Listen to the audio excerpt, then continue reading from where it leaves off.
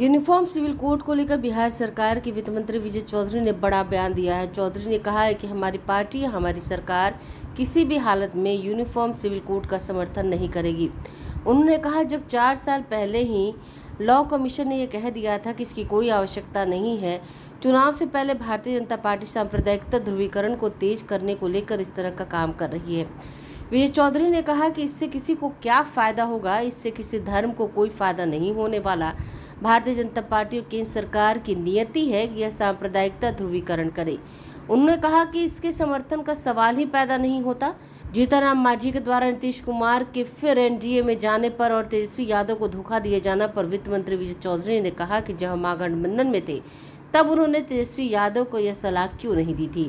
तेजस्वी यादव और मुख्यमंत्री के बीच का मामला है, मांझी जी कहां से आ गए। उन्होंने स्पष्ट किया कि मांझी जी यह तो बोल रहे हैं जब उन्हें अमित शाह से मिलने का समय मिल गया है।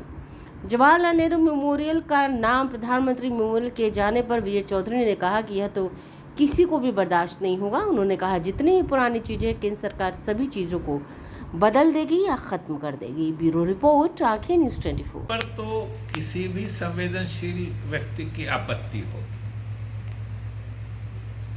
और हम लोगों ने बराबर कहा है कि इस केंद्र सरकार की नीति है कि जितनी स्थापित चीजें हैं, जितने स्थापित संस्थाएं, जितने स्थापित मान्यताएं, जितने स्थापित संविधान सम्मत प्रक्रियाएं, ये सरकार उस सब को ध्वस्त कर देना चाहती है। सारी संस्थाओं का नाम बदल देना चाहती है। अब पार्लियामेंट संसद भवन जैसा जो ऐतिहासिक और भव्य इमारत थी, उसको एक तरह से खाली करके इन्होंने उसको खंडहर बनाने के लिए छोड़ दिया है। और वो तो एक तरह से भारतीयता या भारतीय इतिहास का प्रतीक थी। उसको छोड़ देने से आखिर ये क्या संदेश जाता है? इसका संदेश या अर्थ या इसके पीछे षड्यंत्र यही है कि सारी पुरानी चीजों को ध्वस्त कर दे, जिससे कि लगे कि ये सब कुछ 2014 के बाद से ही शुरू हुआ है। मैंने इस देश का इतिहास 2014 के बाद से बना है। इस देश को दुनिया के लोगों ने, भारत को जाना ही है 2014 से।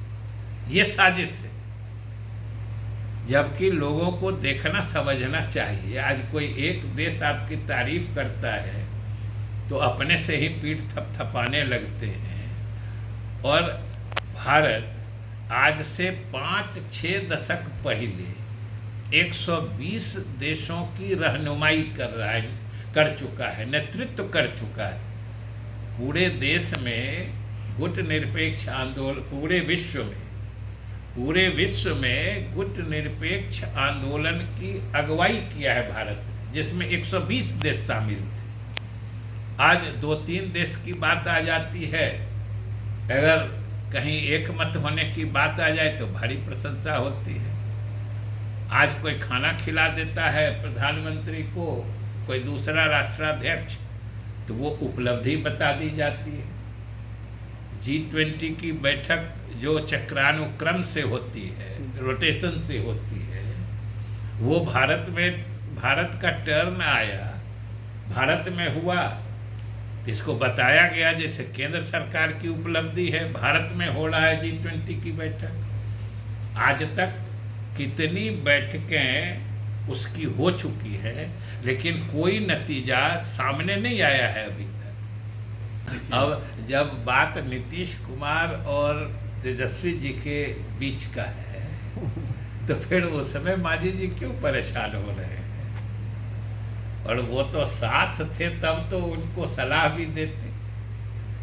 लेकिन ये सलाह, ये सोच उनकी तो जब अमित शाह से टाइम मिल गया है तब उनको समझ में आ रही है। ये बात महागठबंधन में थे तब तो तेजस्वी जी को नहीं समझाते थे। इसी से आप इसका महत्व समझ सकते हैं। ये तो मामला आ गया है, क्या लाभ मिल जाएगा या किसी को क्या लाभ मिलेगा? ये तो कोई बता दे। और जब अगर किसी को लाभ नहीं मिलना है तो अकारण ये तनाव और विवाद पैदा करने का क्या औचित्य है? ये देश की जनता देख रही है, समझ रही है। क्योंकि अगर इनकी नीयत साफ होती तो सबसे पहले बड़े पैमाने पर हर धर्म या हर तरह की परंपरा निभाने वालों से बैठ के विमर्श करते, रायशुमारी करते, एक मत बनाने की कोशिश करते। अगर सभी एक चीज पर सहमत हो जाते तो फिर किसी को एतराज नहीं होता। लेकिन आज जब जान रहे हैं जो सब लोगों को सभी बात एक तरह की बात मंजूर नहीं होती है, तब जानबूझ करके ये उचित नहीं है। और भाजपा जिस साजिश के तहत इस बात को करने का प्रयास कर रही है, ये दाव इस बार भी इनका उल्टा पड़ेगा। ये संविधान में यह बात निहित है। संविधान कहता है कि विभिन्न धर्म के लोगों को अपनी सामाजिक रीतियों और प्रथाओं के अनुसरण करने की आज़ादी हो। तब 4 साल पहले विधि आयोग ने भी, लॉ कमीशन ने भी रिपोर्ट दे दिया है कि न इसकी आवश्यकता है और न ये माने वांछनीय है, नाइदर नेसेसरी नॉट डिजायरेबल।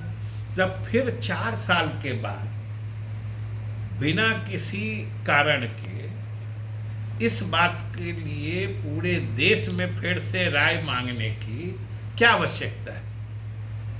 इसका तो मतलब सिर्फ राजनीतिक हो सकता है कि आज जब सभी मजहब के लोग अपने अपने सामाजिक परंपराओं, रीतियों का सहजता और सफलता से अनुसरण और मतलब उसके हिसाब से अपना काम चला रहे हैं, किसी को कोई शिकायत नहीं है, न किसी को कोई परेशानी है, तब जानबूझ के इस तरह के मामलों को उठाकर ये सांप्रदायिक विवाद और तनाव पैदा करने की कोशिश, ये सिर्फ राजनीतिक रोटी सेकने की बात हो सकती है। अगर आपने अभी तक हमारे चैनल को सब्सक्राइब नहीं किया है तो हमारे चैनल को जल्द से जल्द सब्सक्राइब करें, लाइक करें, शेयर करें और कमेंट करें। क्या आप पत्रकारिता के क्षेत्र में अपना कैरियर बनाना चाहते हैं? तो आज ही royal Ashoka institute of mass communication and journalism में अपनी जगह सुनिश्चित करें। आर्यभट्ट ज्ञान विश्वविद्यालय पटना से मान्यता प्राप्त 100% प्लेसमेंट के साथ royal Ashoka institute of mass communication and journalism नामांकन जारी है। हमारा पता है DS/16 गायत्री मंदिर के समीप, कंकड़ बाग, पटना 8,20,000। आप हमें संपर्क भी कर सकते हैं। हमारा मोबाइल नंबर है 9955456126।